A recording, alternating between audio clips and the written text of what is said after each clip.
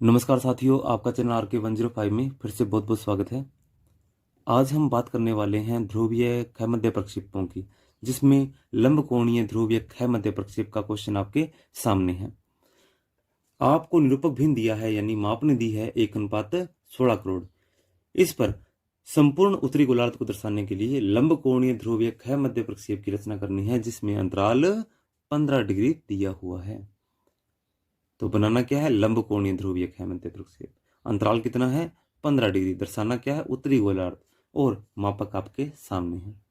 आपने केवल मात्र एक ही सूत्र का प्रयोग करना है, ये भी आपके सामने है। पृथ्वी के लघुगर्त गोले का अर्धव्यास, पृथ्वी का वास्तविक अर्धव्यास बटा निरूपक भिन्न का हर। हमारी पृथ्वी का वास्तविक अर्धव्यास कितना है? 63,50,00,000 सेंटीमीटर में। ठीक है, तो पृथ्वी का वास्तविक अर्धव्यास आपने यहाँ पे लिखना है 63,50,00,000 बट्टा में निरूपक भिन्न का हर कितना है? आपके सामने 1:16 करोड़। इसमें ये जो 16 करोड़ है ये हर है, एक क्या है? अंश है। तो ये हर यानी 16 करोड़ आप इसके नीचे लिख दोगे। जब 6 जीरो से 6 जीरो कट जाएगी, 6 जीरो से 6 जीरो कट जाएगी, तो 635/160, इसे जब हल करेंगे तो आंसर आएगा अपना 3.96 सेमी। अब 3.96 सेमी हमें पृथ्वी के लघुगर्त गोले का अर्धव्यास मिल चुका है, जिसे डायग्राम शीट के ऊपर अपने यहाँ बनाने वाले हैं। आपके सामने ये डायग्राम शीट, जिस पर 3.96 सेमी लंबी रेखा आपने खींचनी है, यानी कि यहाँ पर 3.96 यानी कि लगभग 4 के पास आपने यहाँ से रेखा खींच देनी है। तो ये मैं फेयर पेन से यानी ब्लैक पेन से कर रहा हूँ ताकि आपको स्पष्ट दिखे। तो वैसे आप ये पेंसिल से काम कर सकते हैं। अब आपने यहाँ पर 90 डिग्री का कोण बनाने के लिए, यानी एक वृत्त का चतुर्थांश बनाने के लिए, आपको यहाँ पर पहले पेंसिल से 90 डिग्री पे निशान लगा देना है। 0 से 0 को मिलाया, केंद्र पे केंद्र को मिलाया और 90 डिग्री पे निशान लगा दिया। अब आपने यहाँ पर प्रकार में, मैंने तो यहाँ पर फेयर पेन डाला हुआ है, इसमें ब्लैक पेन है ये। ठीक है, इसको प्रकार में डालकर और पेपर में लपेट कर और फिर इस प्रकार में डाल लिया है मैंने इस टाइप से। और आप इसको यहाँ से 0 से मिलाया और ये इस पर कितना 3.9 से थोड़ा ऊपर ये जो है मिलाया, इसको यहाँ से आपने एक वृत्त का चतुर्थांश बनाना है। तो यहाँ से आपने इस ओर को रेखा खींचनी, लेकिन कहाँ तक? उस बिंदु से आगे ना जा पाए। ठीक है, उससे पहले ही आपने इससे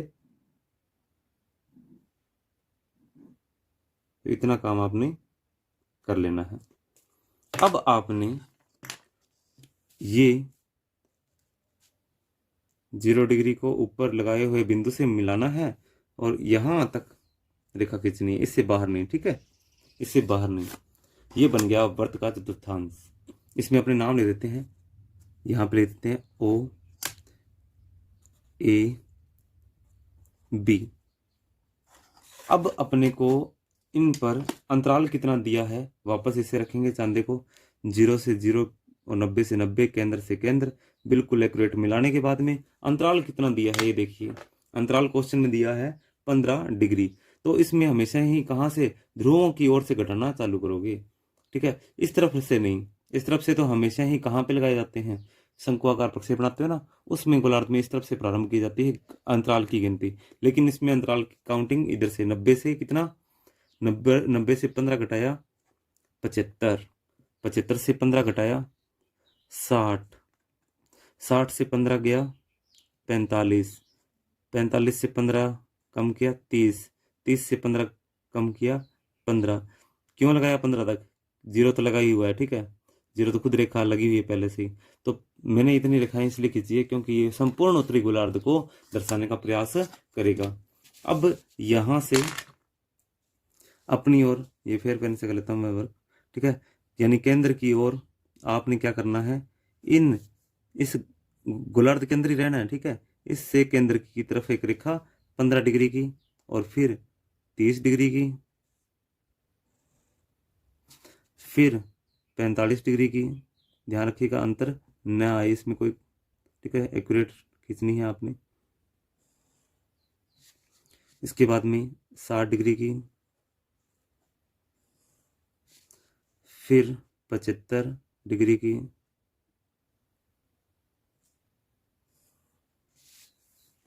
रेखाएं खींच देनी है। ठीक है, अब आपने एक क्षैतिज रेखा खींचनी है जो यहां से इस प्रकार होगी। ठीक है, लेकिन यहां से पहले आप इस रेखा को मापोगे। ठीक है, क्षैतिज खींचने के लिए मापोगे तो 0.39 मतलब 3.9, ये भी 3.9 से थोड़ी ऊपर, इतना आपने क्या करना है, यहाँ पर एक बार बिंदु लगा देना है। अब इससे इसको मिलाकर आपने क्या करना है, क्षैतिज रेखा खींच देनी है। तो इसमें कोई गलती नहीं हो, इसलिए अपने बिल्कुल इसको एक्यूरेट खींच देनी। कितनी, लगभग 5 सेमी तक खींचना बहुत है। ठीक है, ज़्यादा लंबी मत खींचना, क्योंकि ये लंब कोणीय है, इसमें प्रकाश की कल्पना यहाँ से की जाती है, तो रेखाएं इतने में ही सिमट जाती है। अब देखिए जितने भी, ठीक है, जितने भी ये अंतिम छोर है इनके, यहाँ से केंद्र से निकले हुए जितने भी ये डिग्री के अंतिम छोर हैं इस ध्रुव पर, मतलब इस गोलार्ध पर, ठीक है, लघुवर्त गोला ना, इस पर अंतिम छोर पर। अब यहाँ से यहाँ पे मिला, बिल्कुल यहाँ से लंबवत रेखा खींचोगे, यानी प्रकाश इस तरफ से आ रहा है, इसके अंतिम छोर पे गिर रहा है, और अंतिम छोर पे होती हुई इसकी छाया यहाँ पे गिर रही है, सॉरी। अब आप यहाँ से, चलो इससे स्टार्ट करते हैं इधर से। तो ये 0 तो है इसके अंदर, पहला ये वाला। ठीक है, तो ये अपना यहाँ से, ठीक है, इसके अंदर स्केल के अंदर देखिएगा उतना ही गैप हो, बिल्कुल लंबवत रेखा आपने यहाँ से ऊपर की तरफ खींचनी है। ये इसके बाद में यहाँ से, तो स्केल के अंदर देखते रहिएगा और इसके अंतिम सिरे को आपने मिलाना है। ठीक है, हो गया अंदर से सेट। इससे देख रहा हूँ मैं अंदर से, इस बिल्कुल लंबवत जो रेखा है, लंबवत, इसी के समान लंबवत यहाँ से खंडित रेखा आपने, यानी प्रकाश की कल्पना करनी है। ठीक है, अनंत से। फिर यहाँ से ये 45 डिग्री को भी अपने यहाँ से, यहाँ देखिए ये बार दिख रहा है ना, बिल्कुल यहाँ पे कॉमन बराबर है बिल्कुल ये, तो यहाँ पे मुझे ये मिल गया, और यहाँ पे इसको मैंने खींच दिया। ऐसे ही यहाँ पर भी,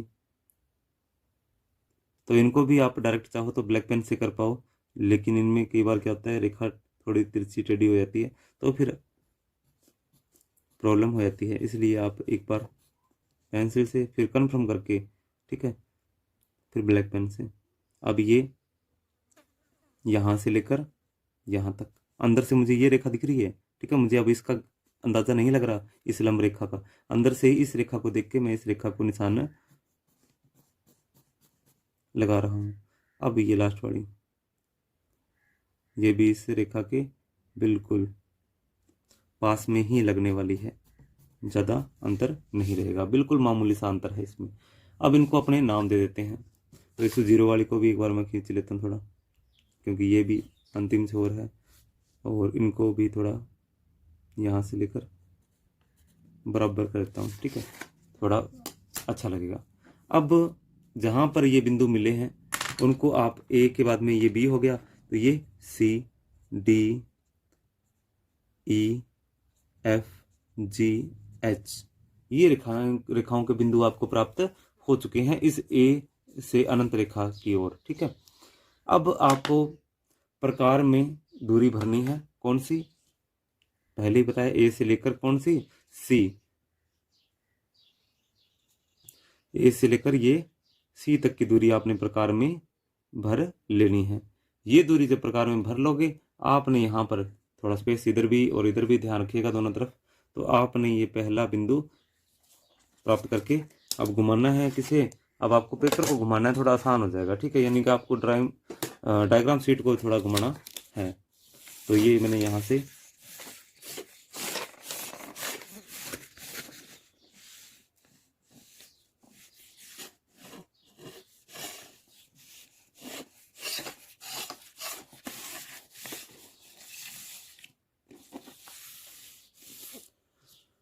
तो इस प्रकार से आपने इसको घुमा देना है। अब आपने दूसरी एक दूरी और ले लेनी है इसकी, ये कितना, ए से लेकर, सभी दूरियां ए से ही काउंट करनी है, ए से लेकर डी तक की दूरी प्रकार में भर ली। ठीक है, और फ्री हैंड से इसको अब इसमें केंद्र बिंदु नहीं चुके। ठीक है, तो यहाँ से आपने ये दूरी भर के और प्रकार में घुमा देनी है। तो ये आपके सामने एक और अक्षांश तैयार हो गया है। अब इसके बाद में ये ई तक। अब एक काम कीजिएगा आप, या तो ऐसा कीजिए कि इनमें थोड़ा स्पेस रखिएगा, ठीक है। तो यहाँ से स्टार्ट करते हैं अपने, और यहाँ पे अपने रोक लेते हैं, क्योंकि इसमें अपने इतने ही स्पेस के अंदर जो है अक्षांश का जो मान है ना वो लिख दिया करेंगे, ठीक है। इसके बाद में ये हो चुका है। इसी के बाद में ये ए से लेकर एफ तक की दूरी, तो यहाँ से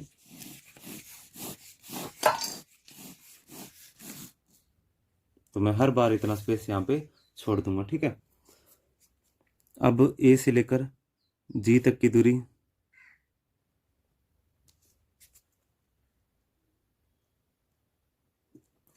तो केंद्र बिंदु बिल्कुल एक्यूरेट रखना, ठीक है। तो यहाँ से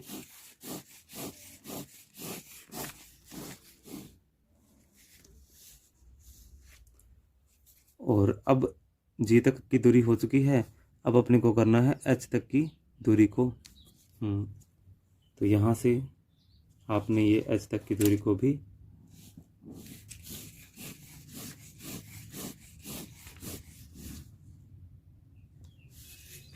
तो इतना ही बनने वाला है ये अक्षांश।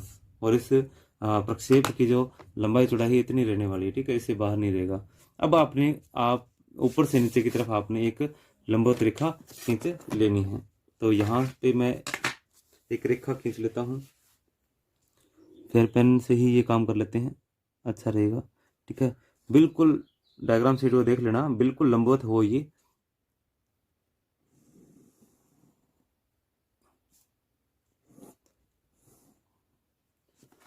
तो ये रेखा मैंने यहाँ पे खींच ली है।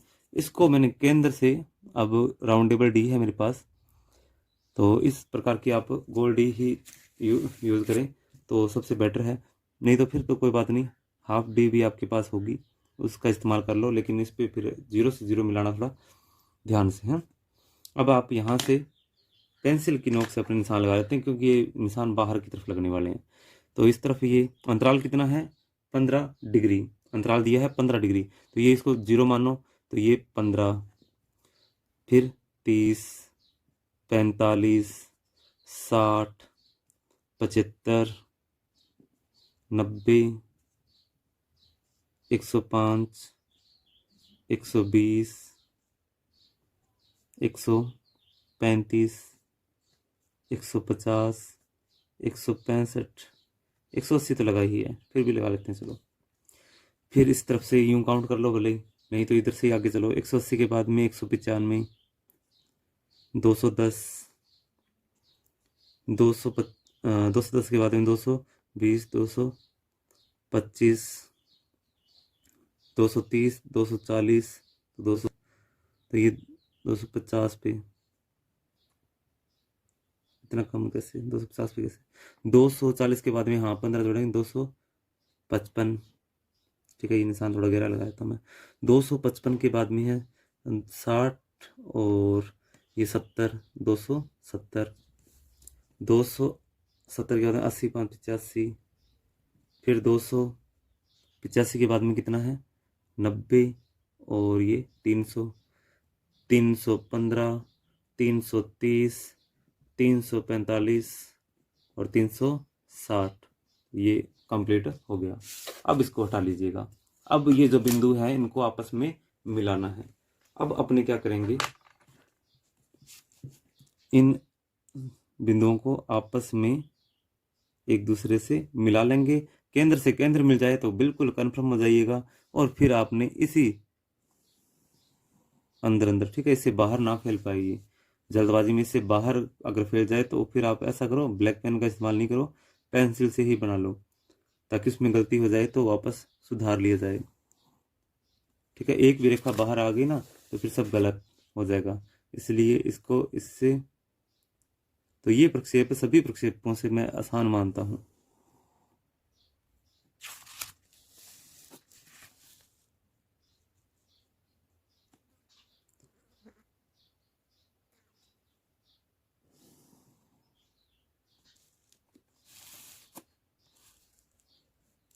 अब जाएगा। अब इसके बाद मैं नेक्स्ट ये इन दोनों को मिलाया, फिर केंद्र की तरफ देखा और फिर सही लगा तो मैंने ये रेखा खींच दी। इसके बाद में ये यहाँ से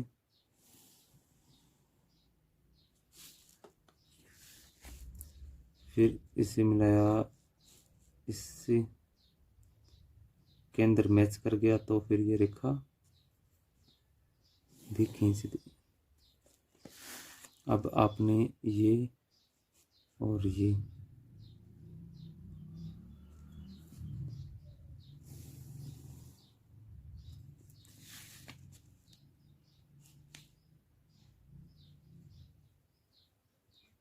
आपने केंद्र बिंदु देखा बिल्कुल सेंटर में है, तो फिर आपने ये रेखा खींच देनी है।